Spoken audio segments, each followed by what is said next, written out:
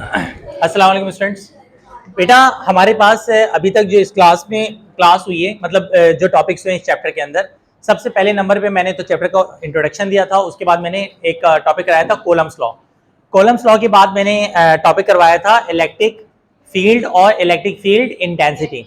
आज हम third topic cover करने जा रहे हैं and the third topic is electric flux. बहुत आसान है मेरे हिसाब से, और वैसे थे टीचर, एज अ टीचर तो हर टॉपिक ही आसान होता है ना। पढ़ाना कौन सा मुश्किल काम है? दुनिया का आसान तरीन काम है पढ़ाना, और दुनिया का मुश्किल तरीन काम है पढ़ना, क्योंकि पढ़ने वाले को याद करना है, पढ़ाने वाले को तो कोई टेंशन ही नहीं है। भूल गया, बुक उठा के देख ली साइड पे, पढ़ा दिया आगे। तो पढ़ाना कोई मुश्किल काम नहीं है मेरे हिसाब से, असल काम है पढ़ना। और पढ़ाना एक इस एंगल से भी आसान है कि हमें सिर्फ क्या पढ़ाना है, फिजिक्स पढ़ानी है। सुबह शाम रात, सुबह फिर दोपहर फिजिक्स पढ़ा रहे हैं। फिजिक्स मुझे केमिस्ट्री में पता भी नहीं कितने चैप्टर्स हैं क्या है, मैथ्स मुझे पता भी नहीं है, फिजिक्स ही पढ़ा रहा हूँ। लेकिन आप बेचारे फिजिक्स, केमिस्ट्री, फिर मैथ्स, फिर इतने सारे सब्जेक्ट्स को क्या कर रहे हैं, पढ़ लें तो सच में it is not easy to be a student.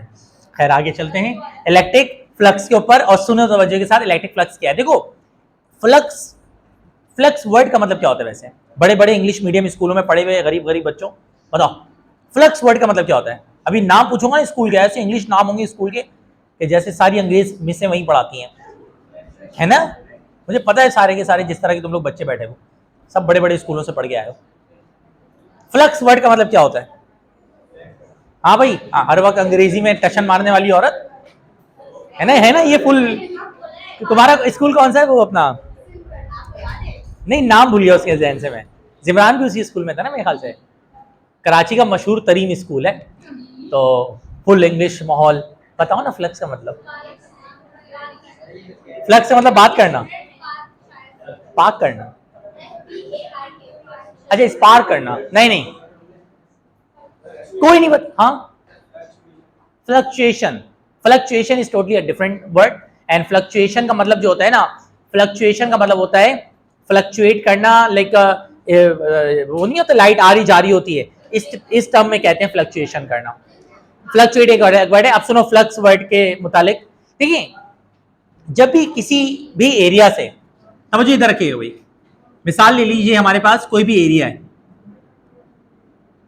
किसी भी एरिया से अगर सपोज कीजिए इलेक्ट्रिक लाइन ऑफ फोर्सेस गुजर रही हो, कोई भी स्पेसिफिक एरिया है, कोई सा भी एरिया है, और उस एरिया से इलेक्ट्रिक लाइंस क्या हो रही हैं, पास हो रही हैं, गुजर रही हैं, तो याद रखिएगा कि उसके लिए टर्म यूज किया जाता है इलेक्ट्रिक फ्लक्स। अब आप कहेंगे तो नहीं फ्लक्स का मतलब, देखो फ्लक्स टर्म उस वक्त यूज किया जाता है कि किसी भी जगह से ना अगर कोई लाइंस गुजरे हैं। मिसाल ले लीजिए हवा चल रही है, अब ये एयर, हवा की जो लाइंस हैं, हवा की जो लाइंस हैं, मेरे सपोज करें कपड़े हैं ना, कपड़े का जो एरिया है इससे पास हो रही है, इसी वजह से मेरे कपड़े हिल भी रहे हैं, मुझे बहुत डिस्टर्ब भी कर रहे हैं, ठीक है ना। तो ये जो एयर मेरे एरिया, सपोज करें यही एयर ये खाली जगहों से भी गुजर रही है, इसका कोई इंपैक्ट नहीं आ रहा, लेकिन मेरे कपड़े के ऊपर इसका इंपैक्ट आ रहा है। उसका रीजन ये है कि ये जो एयर की लाइंस हैं ये टकरा रही हैं मेरे इस एरिया से, तो इसको कहेंगे एयर फ्लक्स। एयर फ्लक्स यानी लाइंस जब किसी एरिया से गुजरेंगी तो उसके लिए टर्म यूज किया जाता है फ्लक्स। मिसाल ले लीजिए मैग्नेट है, अब मैग्नेट की मैग्नेटिक लाइंस हैं और वो किसी एरिया से पास हो रही हैं तो वो कहलाएगा मैग्नेटिक फ्लक्स। पानी है, पानी की लाइंस हैं, लहरें हैं, और वो किसी एरिया से आके पास हो रही हैं तो कहलाएगा वाटर फ्लक्स। तो बिल्कुल फ्लो, इसका मतलब क्या हुआ कि इसी तरह कोई अगर एरिया है और उससे इलेक्ट्रिक लाइंस क्या हो रही हो, पास हो रही हो, तो उसको क्या कहा जाएगा, इलेक्ट्रिक फ्लक्स। तो देखो डेफिनेशन खुद ही याद हो जाएगी, electric line of forces, electric line of forces passing through any given area, electric line of forces passing through any given area is known as electric flux. बोलो समझ में आ गई बात? अच्छा अभी रुक जाए, मुझे एक बात बताओ, तो इसका मतलब इलेक्ट्रिक फ्लक्स, अच्छा इलेक्ट्रिक फ्लक्स को रिप्रेजेंट किया जाता है फाई से, ई लगाया इलेक्ट्रिक के लिए, फाई से, ये फाई वो है मतलब ग्रीक लेटर है। मुझे एक बात बताओ, मैं अगर आपसे कहूं कि इलेक्ट्रिक फ्लक्स बुनियादी तौर पे electric line of force passing through any given area is known as electric flux, तो मुझे एक बात बताओ, इलेक्ट्रिक फ्लक्स बुनियादी तौर पे कितनी चीजों पे डिपेंड कर रहा है? दो चीजों पे, एक इलेक्ट्रिक इंटेंसिटी पे और एक किस पे, एरिया पे। भाई एरिया बढ़ेगा तो फ्लक्स की पॉसिबिलिटी बढ़ जाएगी, और अगर इलेक्ट्रिक लाइंस बढ़ेंगी तो भी फ्लक्स की पॉसिबिलिटी बढ़ जाएगी। तो क्या मैं कह सकता हूं कि इलेक्ट्रिक फ्लक्स E और A का मल्टीपल है? इन इलेक्ट्रिक फ्लक्स दो चीजों पर डिपेंड कर रहा है, इलेक्ट्रिक इंटेंसिटी पे और एरिया पे। E is electric intensity and A is area. Dot इस वजह से लगाया क्योंकि फ्लक्स जो है स्केलर होता है।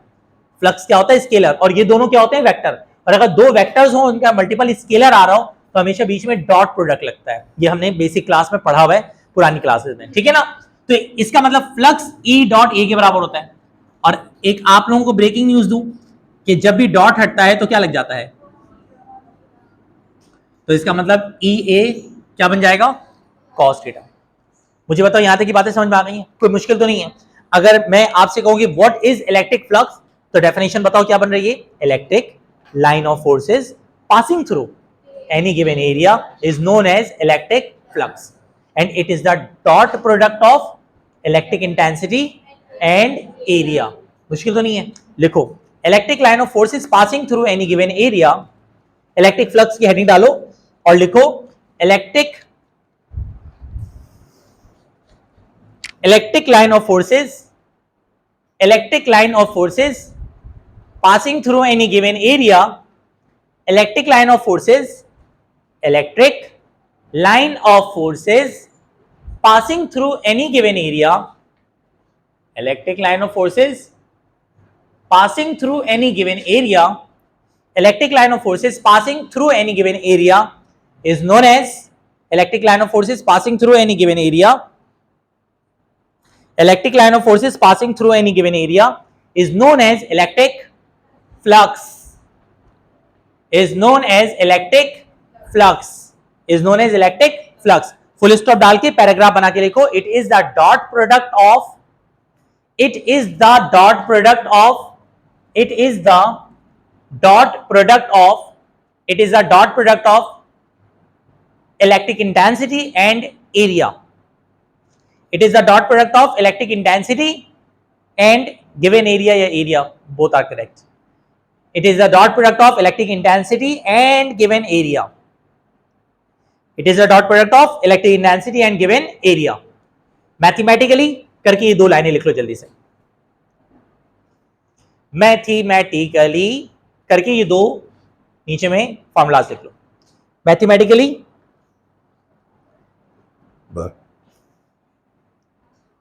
लिख लिया? मैथमेटिकली करके लिख लो।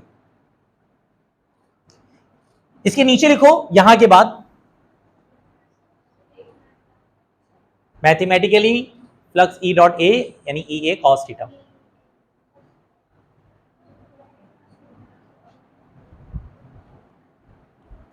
लिख लिया? यप। हाँ ना, ओ बनाओ, बीच में लाइन डंडा लगाओ। ये इलेक्ट्रिक फ्लक्स है, फाई पढ़ते हैं इसको असल में, फाई, एफ आई, फाई। मतलब जैसे होते हैं ना अल्फा बीटा गामा, इस तरह से होते हैं, वैसे फाई होता है। लिखें? आगे चलें? यहां तक लिख लिया? नीचे लिखो it is a scalar quantity. It is a scalar quantity. It is a scalar quantity. It is a scalar quantity. It is a scalar quantity and in system international its unit is, it is a scalar quantity and in system international को SI लिख दो, enough होता है, capital S capital I. It is a it is a scalar quantity and in it is a scalar quantity and in system international it is a scalar quantity and in system international its unit is. अच्छा, इसकी unit देखो, ई की unit होती है Newton पर coulomb. ई की unit क्या होती है? न्यूटन पर कूलम। और ए की यूनिट क्या होती है? Metre square. तो इसकी यूनिट होती है newton metre square upon coulomb. और वोल्ट मीटर भी बन सकती है जी। हाँ, यही लिखें, in system international its unit is newton metre square upon coulomb और वोल्ट मीटर। वोल्ट मीटर ऐसे बनी है, आपको पता है ना, मैंने लास्ट क्लास में पढ़ाया था, वोल्ट अपॉन मीटर यूनिट होती है। तो मीटर स्क्वायर इसकी बन जाएगी, ये देखो, ई की यूनिट वोल्ट पर मीटर बनेगी और एरिया की मीटर स्क्वायर। स्क्वायर से मीटर कैंसिल होगा तो वीएम बन जाएगा। तो इसकी इन शॉर्ट ये याद कर लो, दो यूनिट्स होती है, newton metre square upon coulomb और V into M, volt metre. Newton metre square upon coulomb को इस तरह भी लिखा जा सकता है, newton metre square coulomb inverse. तो आप जैसे लिखना चाहें लिख सकते हैं, ये आपकी स्वाबदीद पर है। समझ रहे हो मेरी बातों को? तो मेरा बेटा कुल मिला के बात ये है कि बात बड़ी सिंपल सी है कि इसकी यूनिट क्या होती है, newton metre square upon coulomb या फिर वोल्ट मीटर। मुश्किल तो नहीं है यहाँ तक। अच्छा, अब इसकी कंडीशंस आती हैं। कंडीशंस पहले मैं समझा देता हूँ। पहले बताओ यहाँ तक की बातें समझ में आ गई? What is electric flux? Electric line of forces passing through any given area is known as electric flux. It is the dot product of electric intensity and given area. ये इसका फॉर्मूला, ये स्केलर क्वांटिटी है और इसकी जो unit होती है वो ये होती है। यहाँ तक क्लियर हो गया? मेरा बेटा कंडीशन जरा सुनो। देखो, कंडीशंस पढ़ाने से पहले ना मैं आपको एक बात बताऊं, हमेशा याद रखिए, ये सिर्फ यहाँ के लिए नहीं, ये सिर्फ यहाँ के लिए नहीं, एक बड़ी बेसिक टर्म बता रहा हूं, क्योंकि आपके फर्स्ट टर्म में और भी पॉइंट्स आएंगे इसी तरह के। कभी भी किसी फॉर्मूले में ना, कभी भी किसी फॉर्मूले में कॉस थीटा आ जाए तो उसकी 3 कंडीशन बन जाती हैं किसी भी। ये इसी तरह सेम टॉपिक एक वर्क में भी आता है, W = FD cos थीटा। तो वर्क की भी 3 कंडीशंस होती है, मैक्सिमम, मिनिमम, नेगेटिव। तो इसी तरह यहां पर भी क्योंकि cos थीटा आ गया है, तो याद रखिएगा कि इलेक्ट्रिक फ्लक्स की भी टोटल, लिखिएगा मत, मैं लिखवाऊंगा काम प्रॉपर अंदाज में। इलेक्ट्रिक फ्लक्स की भी टोटल 3 कंडीशंस होती हैं। एक को कहा जाता है मैक्सिमम यानी कि पॉजिटिव इलेक्ट्रिक फ्लक्स, दूसरे को कहा जाता है मिनिमम यानी कि जीरो इलेक्ट्रिक फ्लक्स, और तीसरे को कहा जाता है नेगेटिव यानी कि opposite electric flux. So how many conditions of electric flux बच्चों? 3 हो गई, ठीक है। 3, मैक्सिमम या पॉजिटिव, मिनिमम या जीरो, नेगेटिव या ऑपोजिट। अच्छा, अब याद रखिएगा, अगर थीटा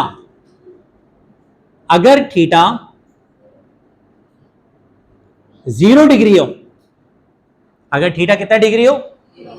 0 डिग्री हो, तो ये रूल याद रखिएगा कि अगर थीटा 0 डिग्री हो तो फ्लक्स हमेशा क्या हो जाता है? पॉजिटिव हो जाता है, यानी मैक्सिमम हो जाता है। अभी मैं आप सुनते रहिएगा। अगर थीटा बिल फर्ज 0 डिग्री, आप कहेंगे भाई साहब मतलब क्या? देखो, आप ये तो जानते हैं ना कि ई ए जो फ्लक्स है, तवज्जो रखिएगा इधर, जो फ्लक्स है वो बराबर है ई ए कॉस थीटा के। तो ई ए कॉस थीटा की जगह क्या आ जाएगा? 0। कॉस 0 याद रखना, नहीं पता तो कैलकुलेटर में निकाल लो साइंटिफिक। ई ए कॉस 0 कितना होता है? 1। तो देखो ये आंसर कितना आया? ई ए, और प्लस में आया, तो फ्लक्स मैक्सिमम हो गया। फ्लक्स मैक्सिमम हो गया अगर एंगल कितना है? 0। अच्छा, एक और गेम दिखाता हूं। इमेजिन कर लो कि एंगल कितना है? 90 है। तो आओ इस पे भी देखते हैं। इस पे देखो, electric flux is equal to E A cos कितना आएगा मेरा बच्चा? अब कॉस 90 जो है कितना हो जाएगा? 0।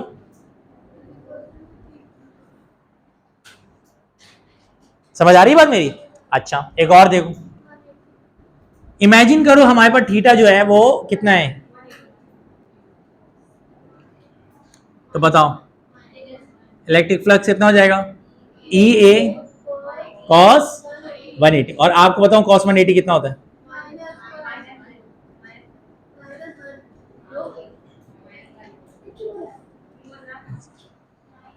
इसका मतलब अब सुनना, पहले इंग्लिश में मेरी बात सुनो, फुल इंग्लिश बोलूंगा अभी मैं, ठीक है? कर लेंगे पिक। सुने, there are 3 conditions of electric flux, maximum या पॉजिटिव इलेक्ट्रिक फ्लक्स, मिनिमम या जीरो इलेक्ट्रिक फ्लक्स, नेगेटिव या opposite electric flux. If electric intensity and area are parallel to each other, यानी कि थीटा 0 का मतलब पैरेलल होता है, 90 का मतलब परपेंडिकुलर होता है, और 180 का मतलब ऑपोजिट होता है। अब जुमला सुनना, if electric intensity and area are parallel to each other then electric flux will be maximum or positive. If electric intensity and area are perpendicular to each other, then electric flux will be minimum or zero. And if intensity and area are opposite to each other, then electric flux will be negative or opposite. Pick कर गए, यही सब अभी लिखवाऊंगा मैं। देखो there are 3 conditions of, conditions की heading डलवा दी है, कंडीशंस की हेडिंग बोला तो था उस टाइम, कंडीशन की हेडिंग डालो।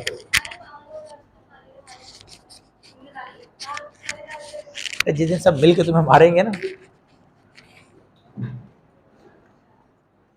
हेडिंग डाल दी कंडीशंस की। देखो there are 3 conditions of, there are 3 conditions of, there are 3 conditions of electric flux, there are 3 conditions of electric flux, there are 3 conditions of electric flux,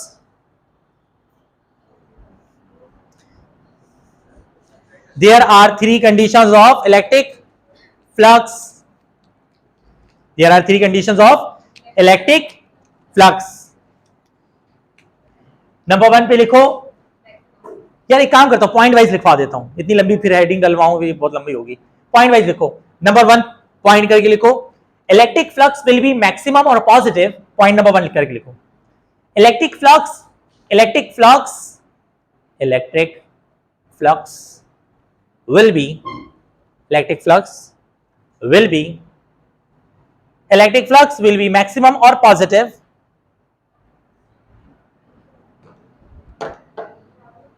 electric flux will be, electric flux will be, electric flux will be maximum or positive, electric flux will be maximum or positive if electric intensity and area, electric flux will be maximum or positive, electric flux will be maximum or positive if electric intensity and area, if electric intensity and area are parallel to each other, if electric intensity and area are parallel to each other, are parallel to each other, that is करके लिख लो आगे bracket में ऐसे bracket बनाओ और लिखो that is theta is equal to 0 degree, that is theta is equal to 0 degree, that is theta is equal to कितना 0 degree। उसके नीचे लाइन में ये भी लिख लो,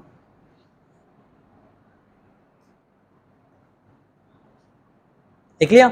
अच्छा आगे के 2 मैं लिखवाऊं या खुद से लिख लेंगे अभी आप लोग, मैं बता दे रहा हूं इसमें क्या लिखेंगे, electric flux will be minimum और 0 if electric intensity area are, वहां पे पैरेलल लिखा था ना, जस्ट वहां पे पैरेलल की जगह क्या लिख देना, परपेंडिकुलर टू ईच अदर, फिर आगे ब्रैकेट में that is theta is equal to 90 और फिर ये लाइन। और इसी तरह इसको भी क्या लिखेंगे, electric flux will be negative और opposite if electric intensity area are, parallel की जगह क्या लिख देंगे, ऑपोजिट, क्या लिख देंगे, opposite to each other, that is करके ये और फिर ये कर लेंगे ना। 2 पॉइंट्स आगे खुद से लिखें जल्दी से, तमाम बच्चे खुद से आगे के 2 पॉइंट्स लिख लें, फिर हम नेक्स्ट पॉइंट की तरफ जाएंगे। अच्छा अब ना नेक्स्ट टॉपिक की जस्ट हेडिंग डाल दो, क्योंकि हमारा टाइम जो है आज क्लास लेट क्यों स्टार्ट हुई वैसे आज क्लास? नहीं यार मैं तो मौजूद था, मैं तो ऑफिस में बैठा हुआ था। क्या जाहिद बैठ गए थे यहाँ पे, बताओ यार। अच्छा मैं तो बोल रहा था क्लास लगाओ, क्योंकि टॉपिक कंप्लीट नहीं हो पाता है। अब ये 15-20 मिनट का टॉपिक है अराउंड ना, लेकिन बहरहाल अभी नेक्स्ट क्लास सेकेंड ईयर को आने। ये सुन लो, ये डेरिवेशन है और बहुत इंपॉर्टेंट डेरिवेशन है सेकेंड ईयर के पॉइंट ऑफ व्यू से। सेकेंड ईयर में ये टॉपिक था तो उस वक्त बहुत आता था, फर्स्ट ईयर में भी ये नया है, दूसरी बुक है, मतलब दूसरा साल इस बुक का ना, एक लास्ट ईयर बुक गुजरी है वाली और अब ये दूसरा पेपर होगा, यानी आप दूसरे बच्चे होंगे जो इस पेपर को देंगे, तो आपके पास तो 5 ईयर भी नहीं है, 1 ईयर है जस्ट। तो खैर इन शॉर्ट ये कि electric flux through a surface enclosing charge, ये टॉपिक मैं नेक्स्ट क्लास में करवाऊंगा और इसकी डेरिवेशन कराऊंगा। अभी उम्मीद है कि इलेक्ट्रिक फ्लक्स का टॉपिक समझ में आ गया होगा। नेक्स्ट क्लास में ना आप लोग मुझे मंडे ट्यूसडे में याद दिला दिया करें कि ना सर वेडनेसडे को आपने डबल क्लास लेनी है, क्योंकि मैंने अनाउंसमेंट की थी कि वेडनेसडे को मैं आप लोगों की 1.5 घंटे क्लास लिया करूंगा, लेकिन अब आज मुझे लेनी चाहिए उसूली तौर पे, लेकिन प्रॉब्लम ये होगा मैं आज ले लूंगा ना तो आप में से आधी क्लास बोलेगी हमें इन्फॉर्म नहीं किया है और आधी क्लास बोलेगी सर घर में पापा लेने आ गए, मम्मा लेने आ गई हैं, तो ये कयामत आ जाएगी भी क्लास में। तो मुझे मंडे ट्यूसडे में ही याद दिला दिया करो ताकि मैं इनको बोल दूं एडमिन वालों को और आप लोगों को भी कि वेडनेसडे को आप लोग घर में खाना वाना खा के आए, मुंह धो के आए आराम से। ठीक है भाई, इंशाल्लाह नेक्स्ट क्लास में मिलते हैं, अपना ख्याल रखिएगा, अल्लाह हाफिज़।